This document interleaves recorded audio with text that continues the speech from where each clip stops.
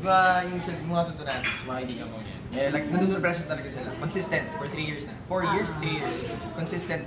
4 years. Talaga silang nanunurpresa. Eh, ito lagi rito present. Present na. Last year wala siya.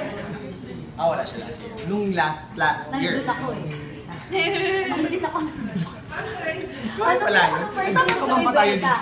Siya talaga yung lagi present. O diba, ako talaga yung laging present sa birthday mo. Pero paano ka na-surprise? Kasi yung handler ko talaga, magaling talaga siya. Pumunta daw kami sa isang meeting ulit. Naging din yung sinabi niya rin last year. Yung handler ko. So hindi ako nakatunog talaga.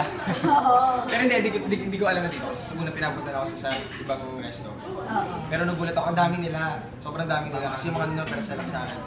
Some lang, konti lang, 5, 6, gano'n. Ngayon, ang dami talaga. So nakakatuwa. Sobrang naramdam ko yung pagmamahal ng tutor. Dito ka daw baka na sa projector. Love na love ka talaga ng fans. At love na love ka naman ng Diyos. Ramdam ko, ay. Nag-Uber yan. Napunta dito kasi coding sila. Kaya ba yan? Nagta. Wow! Saan ba't ka na dito? Thanks pa mo handle. Hindi, syempre. Yung galing ka sa puso. Hindi, syempre gusto ko din siya i-surprise. Na-surprise ka ba sa pag-ibig? Oo. Hindi na-surpresa na to eh. Na-surpresa na siya bago. Basta, sobrang na-appreciate ko yung ginawa niya. Yung binigay niya na yun. Sobrang... ano ba? So yung surprise niya, is it a gift or... Yes, gift. Pero more words. Appreciation kumbaga yung binigay niya.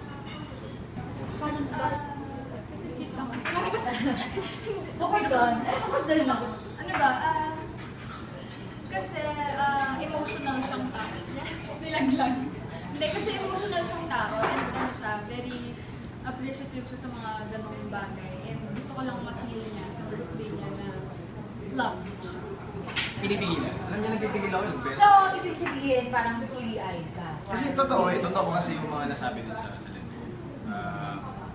Yun nga, yung mga napagdaanan din namin na nakasulat din doon. Tsaka yung paano pa rin kami hanggang ngayon. Happy ako nila sa siya. Siyempre, alam mo, yung mga fans ninyo talagang hinihita yung bodyguard. Okay.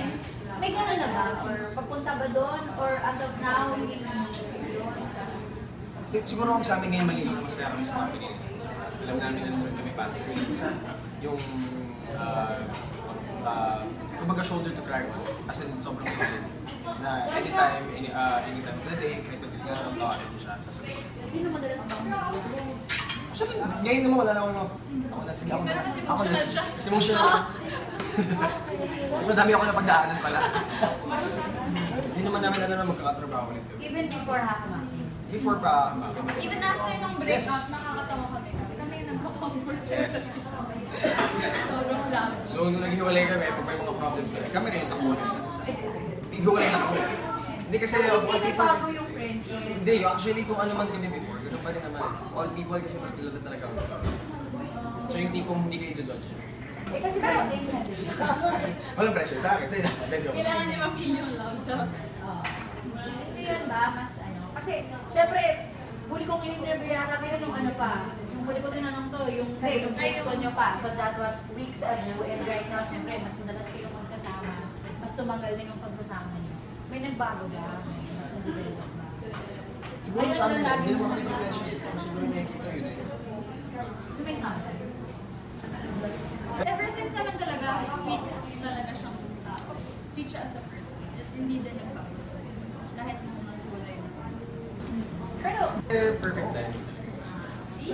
God's perfect time. Sarado na ba yung ito? No. Kasi sabi namin sa lahat ng interviews namin, hindi kami nag-close. Open kami sa possibilities. Total, paano ba kami ngayon? Hindi kami magkaaway. So, hindi talaga natin alam kung saan. Ikaw, Jerry. Nasabi mo nga ikaw, may gusto ka ba i-vlog? Yung sobrang nag-enjoy lang talaga kami sa company na kasama.